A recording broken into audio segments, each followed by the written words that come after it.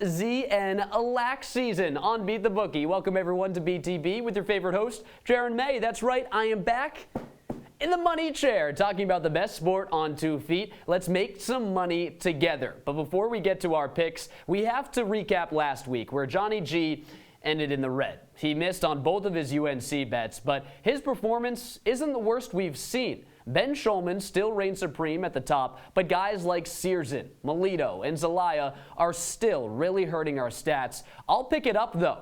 $100 in the bank. Let's do this.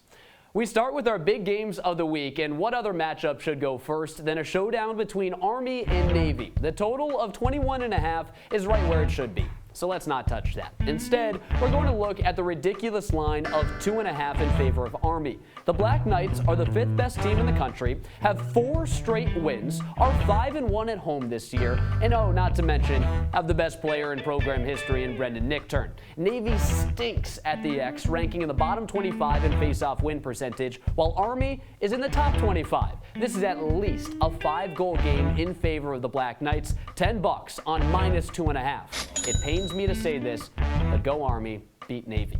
Big game number 2 pits number 8 Cornell versus number 14 Brown. The line is at 2.5 for the Big Red. Don't get me wrong, Cornell is a really good team behind Johnny Piatelli, but they're coming off a 7-goal loss to Army and just barely snuck out an OT win over Syracuse.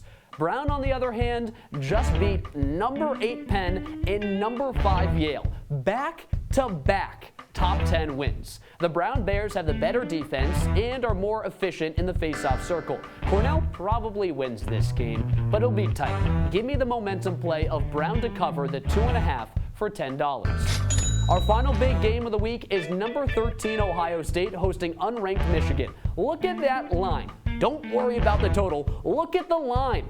2.5, that's all?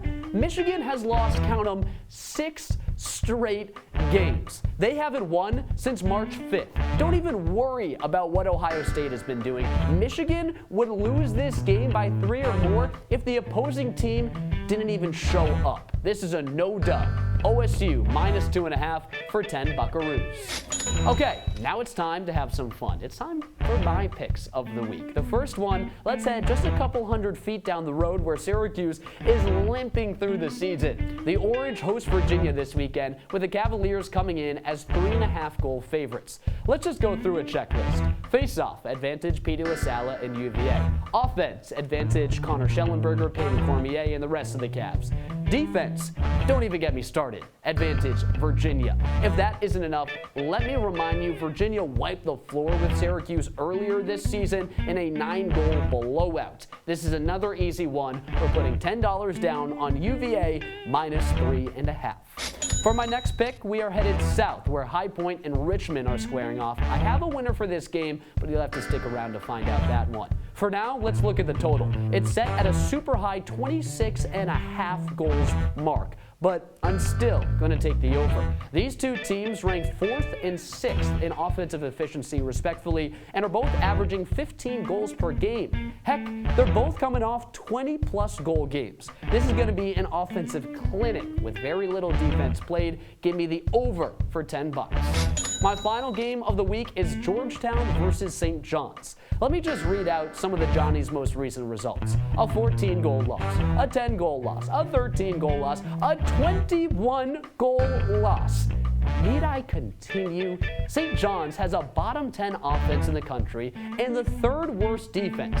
Georgetown, on the other hand, has quite literally the best defense this season and a top 10 offense. The line is set at 11, so you're probably thinking, only a crazy man would take that. Call me crazy. I'm putting 10 down on G-Town at -11. $60 spent, 40 to go. It's time to get serious. Lock of the week time. I don't take the word lock lightly, so when I say this, you can take it to the bank.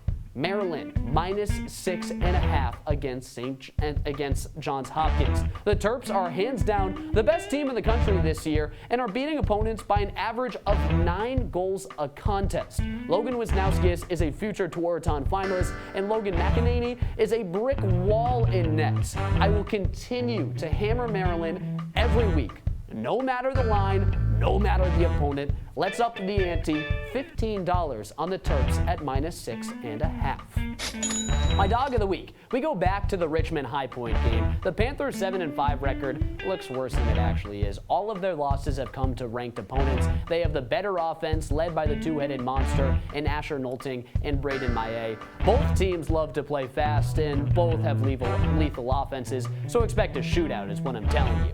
If that's the case, give me the more efficient and more prolific offense, which is High Point. I'll take the Panthers on the money line at +140, plus odds for $5.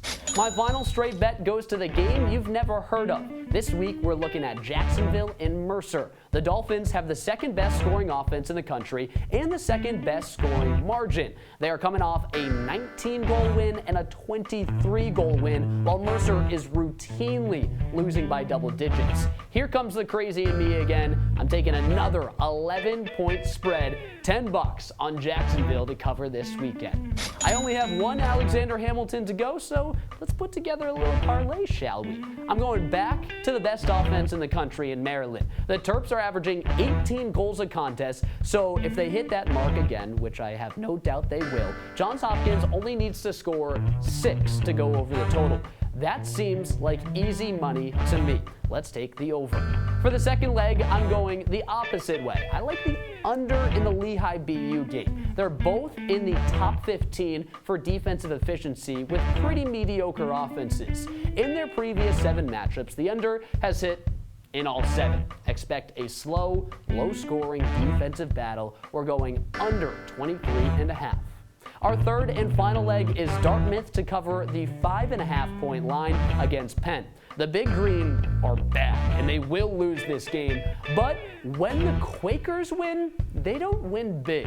Get this. Penn has never beaten a team by more than 4 goals this season. Plus, they're losers of 2 of their last 3. I like Dartmouth to keep it interesting and cover the 5.5-goal spread. Put a 10 on those 3 legs, and we will win a cool $60. There you go, $100 of perfect bets. To recap, let's go Army, Brown, and Ohio State. I'm crazy for Jacksonville and Georgetown. Maryland is an unstoppable freight train, and I tossed in a guaranteed parlay. You're welcome. That'll do it for another edition of Beat the Bookie. Thanks so much for tuning in. Jaron May signing off. Best of luck. Go beat that bookie.